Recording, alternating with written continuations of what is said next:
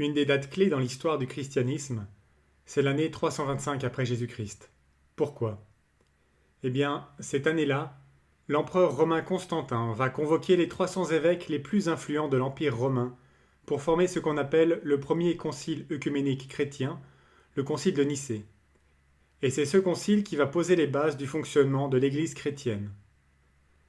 L'histoire officielle, l'histoire que l'on retient habituellement de cet événement, c'est que, pendant l'ère des persécutions chrétiennes, un empereur romain, l'empereur Constantin donc, va abandonner la religion romaine pour se convertir à la religion naissante du christianisme.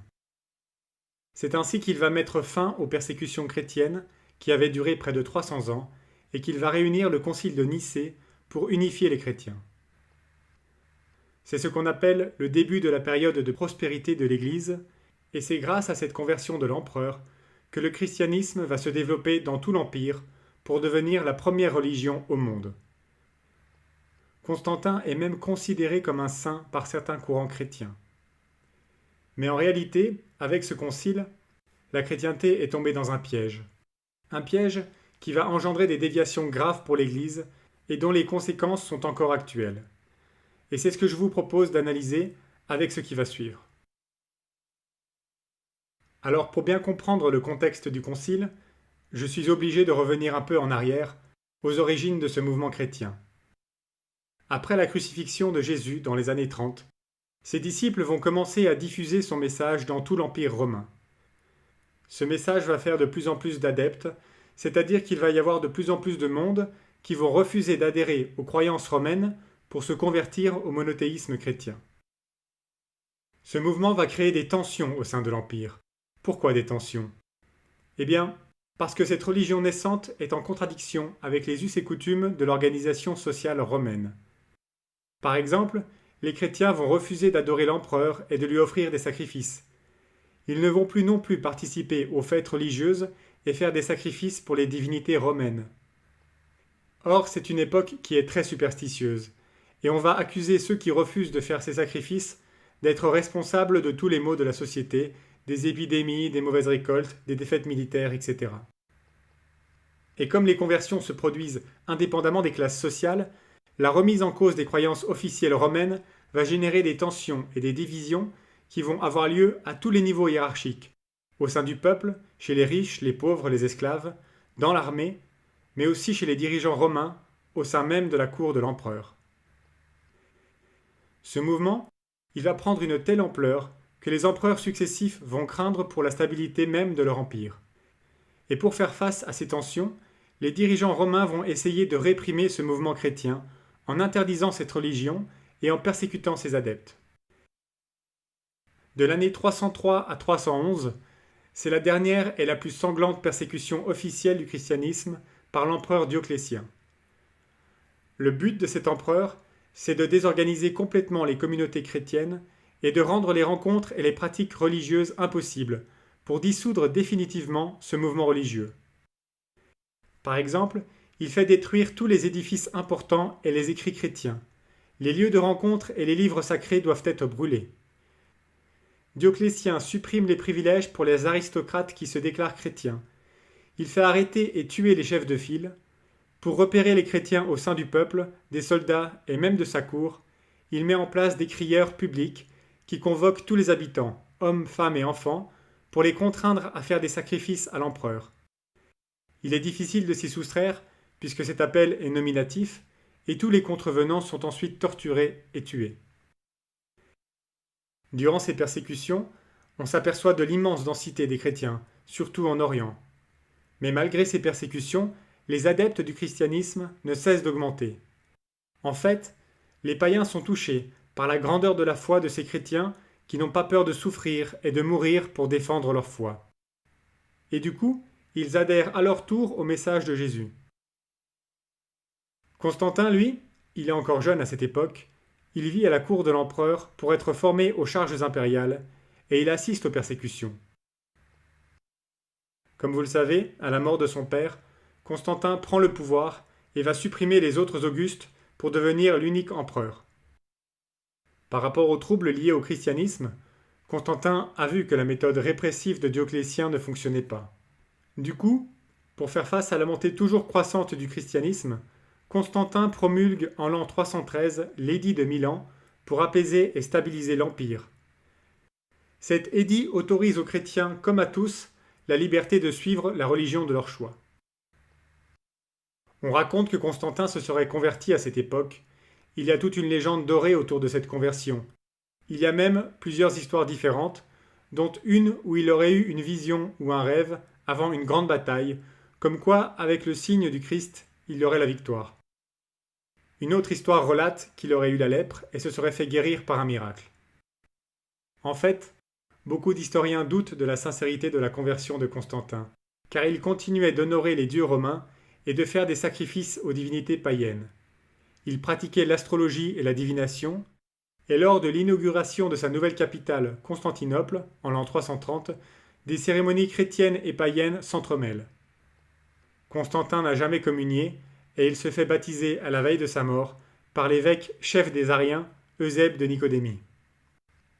Mais bon, peu importe que cette conversion soit sincère ou non, elle va permettre au christianisme de devenir la religion dominante de l'Empire.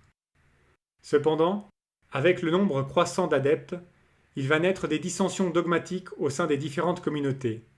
Des personnes vont commencer à avoir de nouvelles interprétations ou compréhensions de la doctrine chrétienne.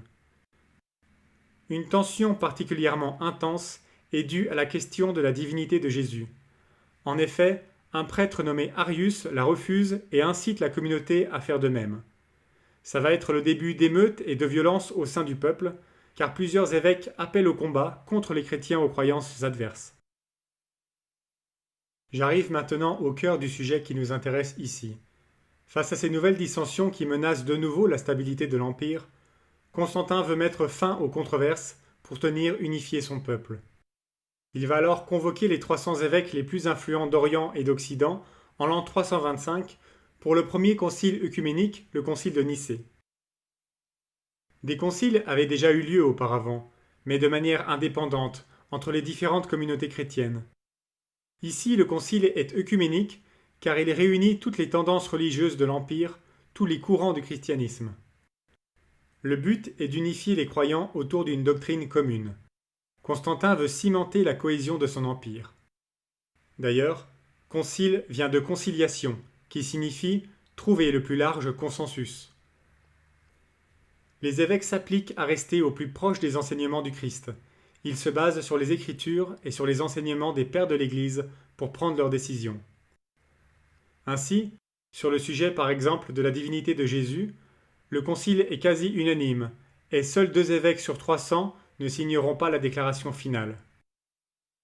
Les évêques vont en même temps fixer la date de la Pâque, qui générait aussi des divisions parmi les croyants. Pour prévenir de nouvelles hérésies, Constantin demande aux évêques une profession de foi, appelée le symbole de Nicée, et qui correspond au credo donnant les bases de ce que prêche le Christ. Ce credo d'ailleurs, il est encore récité par les chrétiens d'aujourd'hui.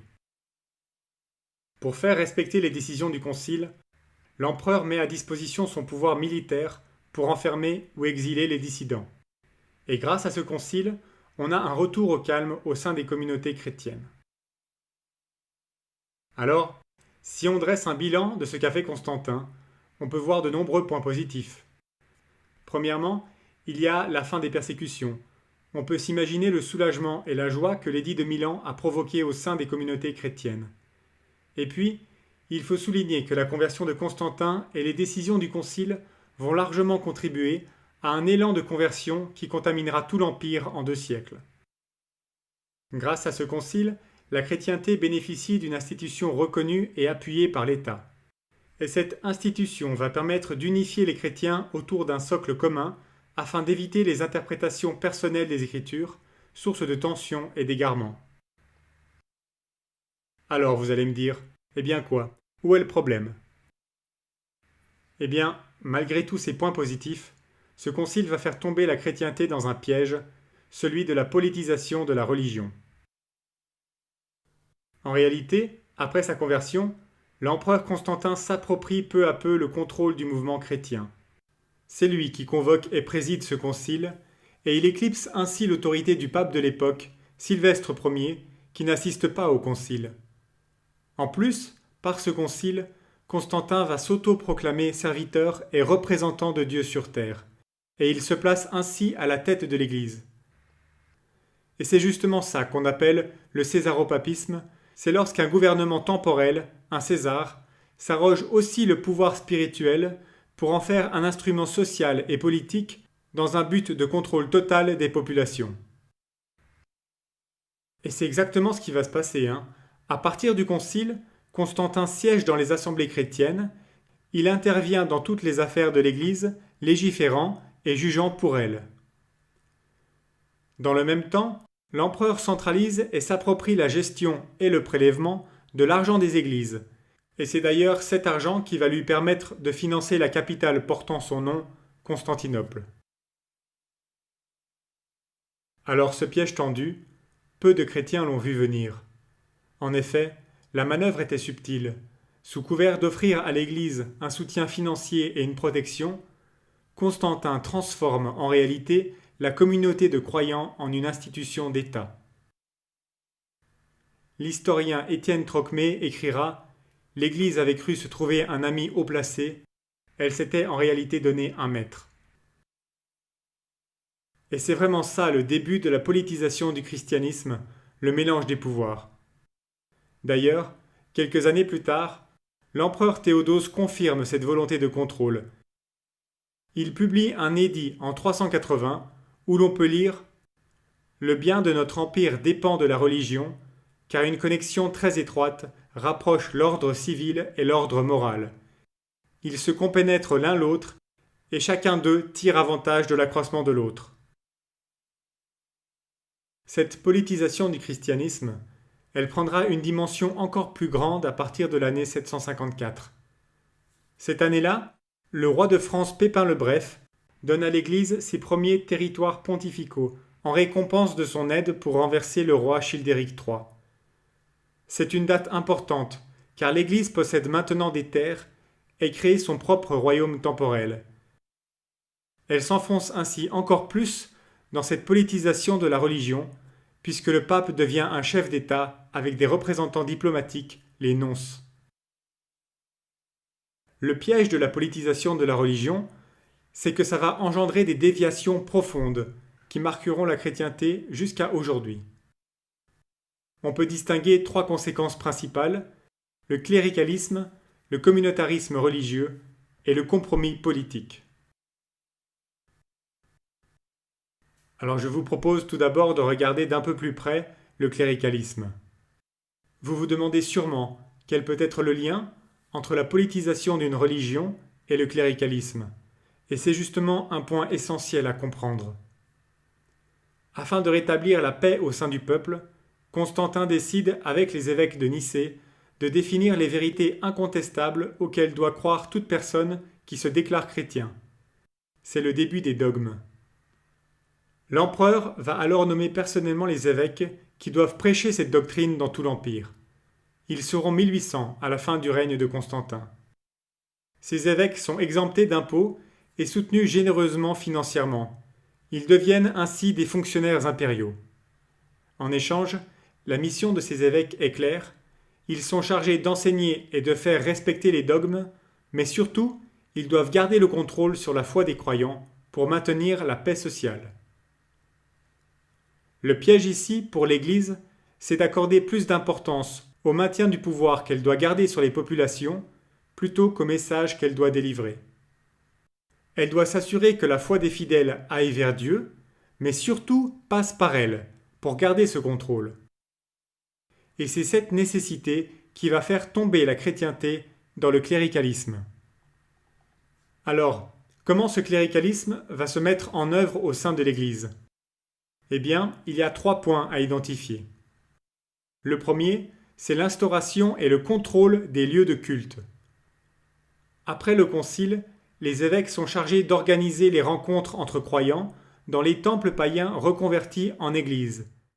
Mais rapidement, grâce au soutien financier de l'État, l'Église obtient ses propres propriétés immobilières et on entreprend alors en grand nombre la construction d'églises, de grandes basiliques ou bien encore de cathédrales. Ainsi, peu à peu, on va créer des lieux de culte dédiés et surtout contrôlés par l'Église. Le deuxième point, c'est la complexification des pratiques religieuses. Pour garder le contrôle sur la population, il faut la rendre dépendante du clergé. Or, à cette époque, les chrétiens pouvaient prier et communier chez eux. Du coup, on va complexifier les pratiques religieuses. Pour prier ou communier, il faut une cérémonie officielle, il faut posséder une panoplie d'accessoires, des autels, des cierges, de l'encens et j'en passe. On va instaurer toute une hiérarchie religieuse, avec des titres et des droits, avec des costumes distinctifs pour chaque rang. Les cérémonies religieuses se théâtralisent, avec des protocoles stricts, des règles figées, de la musique, des gestes précis, des vêtements sacerdotaux, etc. Avec cette complexification religieuse, on mélange de plus en plus la vie sociale et la vie spirituelle. Tout doit passer par l'Église, naissance, mariage, décès. Et bien sûr, au passage, tous ces services se monnaient. Enfin, le troisième point à identifier, c'est la dilution du message de Jésus. Comme l'Église est devenue un instrument du pouvoir pour maintenir la paix, il va falloir diluer le message de force et d'indépendance de Jésus, car au fond, il dérange beaucoup trop. Son message d'amour, mais surtout de justice, va devenir peu à peu un message de soumission et d'obéissance aveugle. On demande au peuple d'imiter un Jésus le plus souvent représenté comme un bébé ou un enfant, niais et naïf, aux lèvres roses, qui tend la joue gauche quand on le frappe et qui pardonne à tout le monde. La leçon est claire. Surtout, pas de vague si vous voulez entrer au paradis, et jamais un mot contre le pouvoir établi, puisqu'il est instauré par Dieu. Voltaire, qui avait bien compris cette utilité de l'Église, a écrit « Il est fort bon de faire croire aux gens qu'ils ont une âme immortelle, et qu'il y a un Dieu vengeur qui punira mes paysans s'ils veulent me voler mon blé. » Et je tenais à souligner cette dérive du cléricalisme, car elle va malheureusement provoquer une déresponsabilisation progressive des croyants vis-à-vis de leur foi. Le peuple est prié d'adhérer aveuglément aux directives de l'Église, et la remise en question est interdite. C'est d'ailleurs cette clôture du dialogue qui conduira au XVIe siècle à la rupture avec Luther et malheureusement à sa remise en cause de vérités fondamentales. C'est cette foi aveugle qu'on demande au peuple qui fait dire à Jean-Jacques Rousseau « En me disant « croyez tout », on m'empêchait de rien croire ». L'historien Henri Guillemin, dans son livre « Malheureuse Église », écrit « Voici l'acte de foi, tel que je l'appris par cœur, au catéchisme, à Mâcon, et dont chaque mot est à jamais gravé dans ma mémoire. Mon Dieu, je crois avec une ferme foi tout ce que la Sainte Église catholique, apostolique et romaine m'ordonne de croire, parce que c'est vous, vérité infaillible, qui le lui avez révélé. M'ordonne de croire? Curieuse formule. Comment peut-on croire par ordre? De quelle nature, ou plutôt de quelle insubstance est-elle, cette foi-là? Henri Guillemin, qui avait bien compris cette dérive du cléricalisme, lui donnait cette définition. Les cléricaux sont des gens qui utilisent le pouvoir spirituel au profit d'ambitions temporelles, la plupart du temps inavouables. La grande contradiction du cléricalisme, c'est que l'Église prêche au peuple la soumission au pouvoir et la résignation dans la pauvreté, alors qu'elle vit dans la sécurité et dans l'opulence. C'est aussi qu'elle s'impose comme unique intermédiaire entre Dieu et les hommes.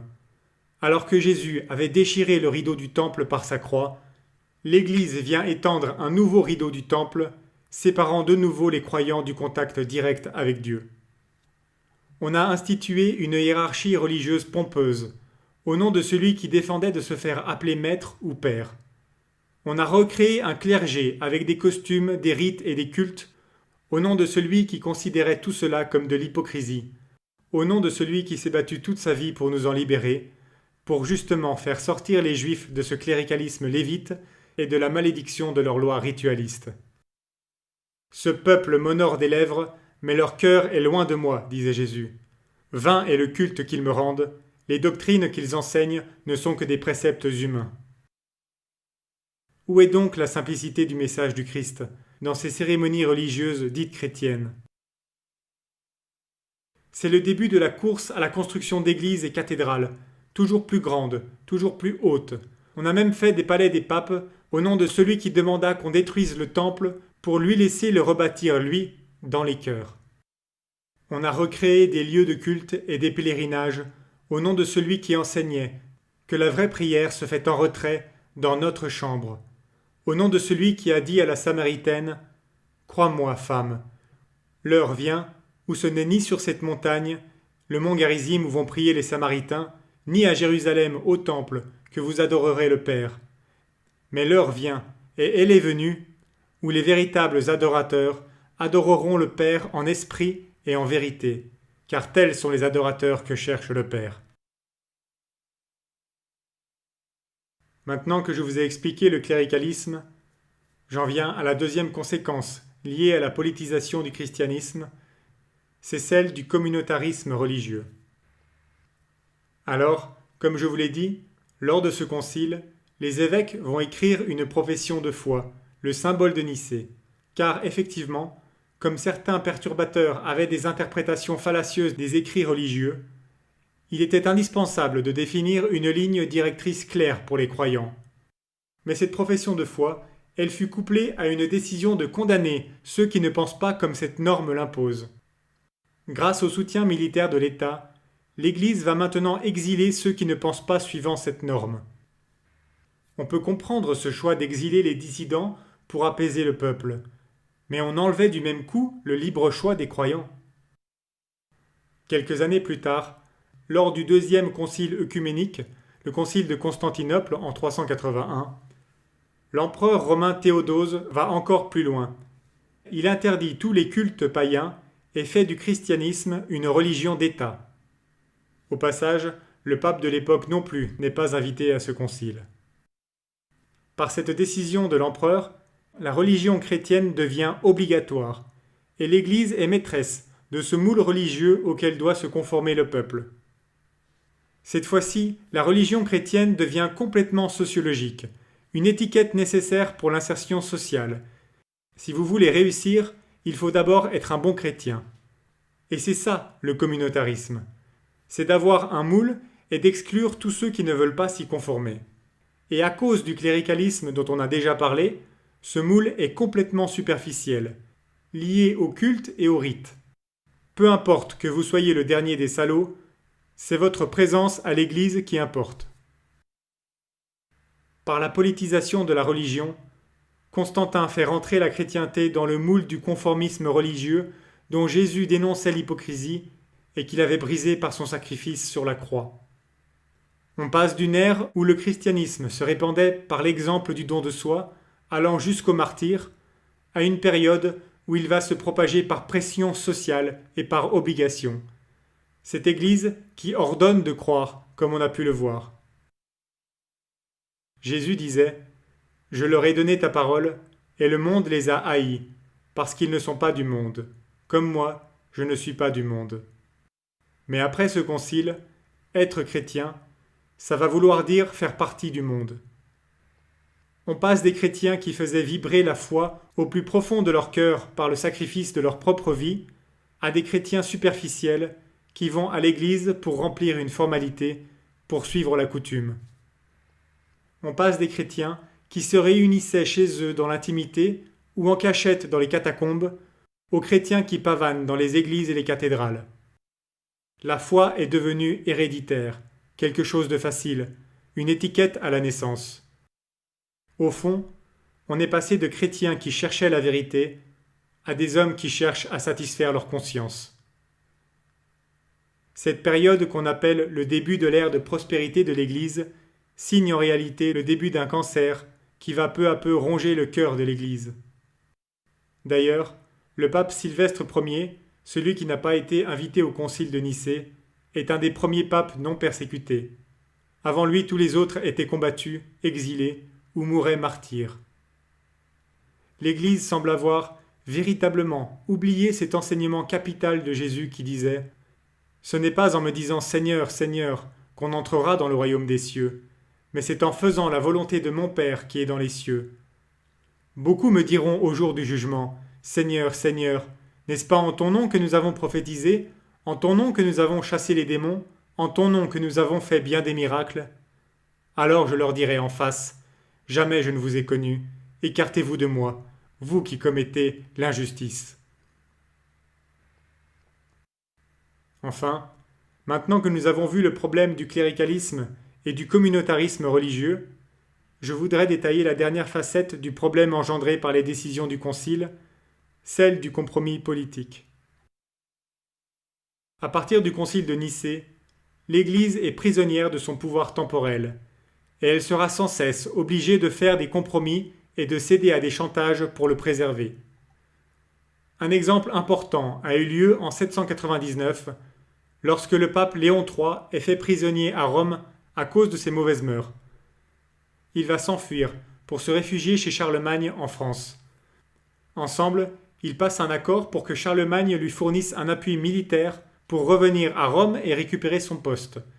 Mais en échange, le pape devra sacrer Charlemagne empereur, et c'est ce qu'il fera une année plus tard. En quelque sorte, Léon III a vendu l'Église pour récupérer son pouvoir, et Charlemagne se sert de l'Église pour asseoir son autorité en devenant empereur.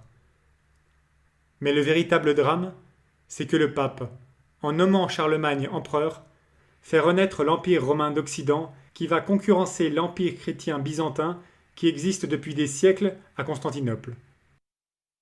Et c'est ces luttes de pouvoir entre les communautés chrétiennes, ces conflits purement politiques, sous couvert de querelles byzantines, qui vont aboutir au drame du grand schisme d'Occident en 1054 et qui va diviser les chrétiens entre catholiques et orthodoxes. Un épisode célèbre également, c'est le couronnement de Napoléon Ier.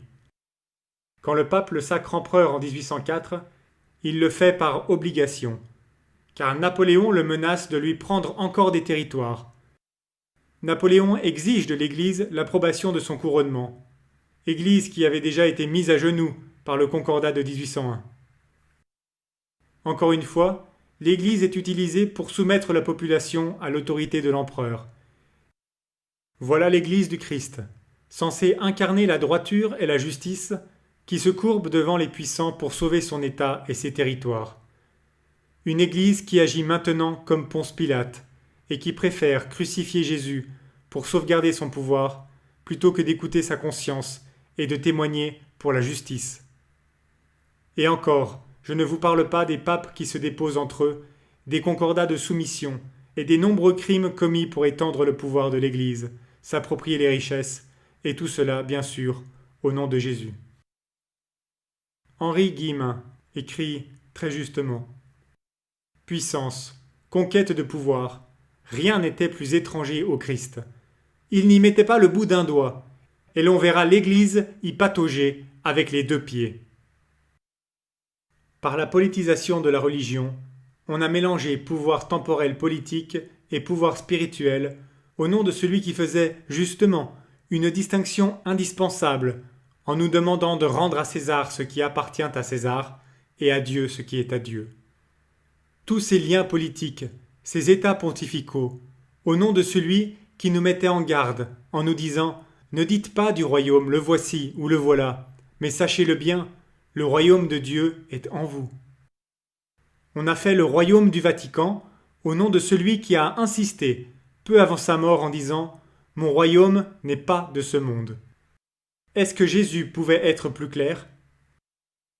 Alors que Jésus refusait toute gloire des hommes et fuyait dans la montagne lorsque le peuple voulait le faire roi d'Israël de force, l'Église, elle, redescend de la montagne, elle fait marche arrière pour courir après le pouvoir, la gloire et les honneurs, et elle sacrifie l'Évangile pour garder son état.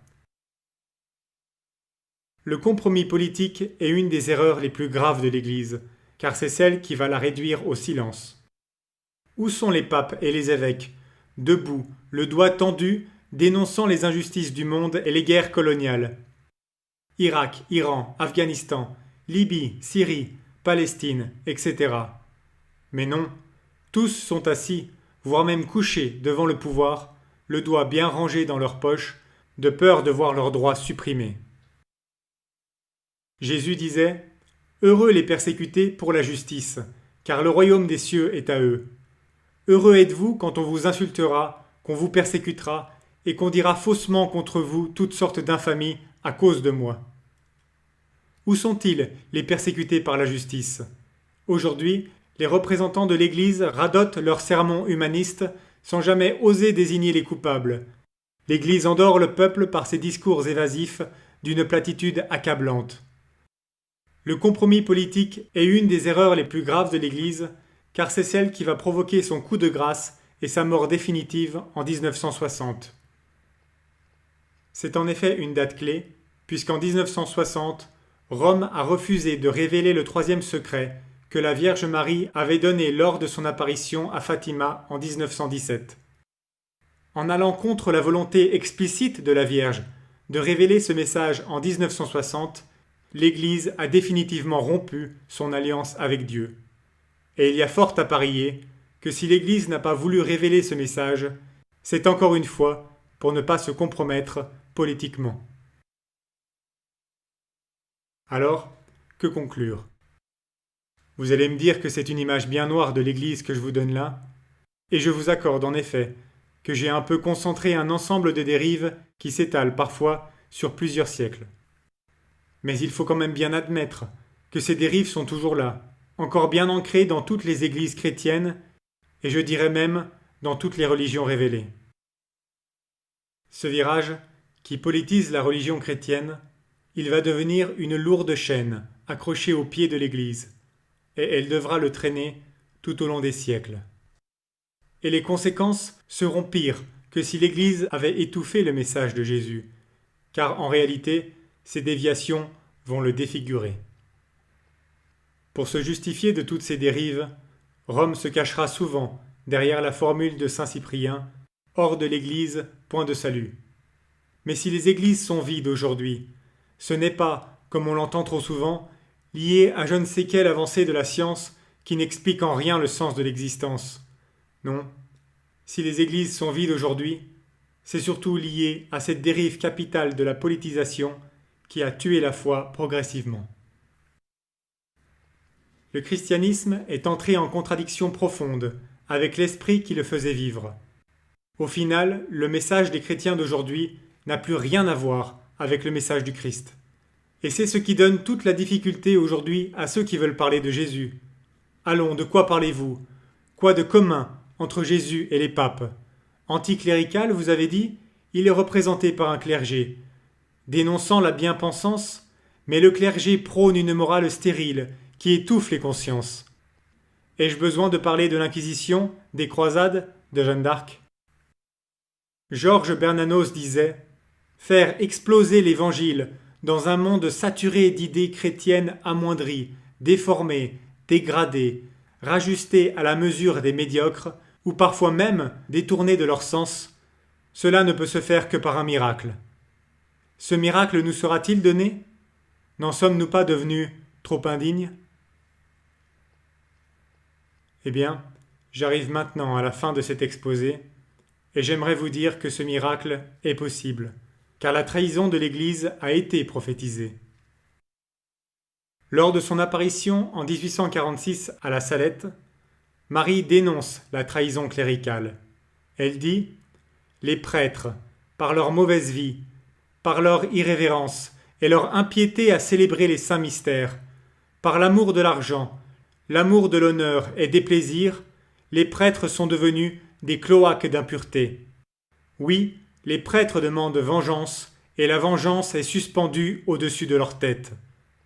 Malheur aux prêtres et aux personnes consacrées à Dieu, lesquels, par leur infidélité et leur mauvaise vie, crucifient de nouveau mon Fils. » Plus loin, elle prophétise même que Rome perdra la foi et deviendra le siège de l'Antichrist.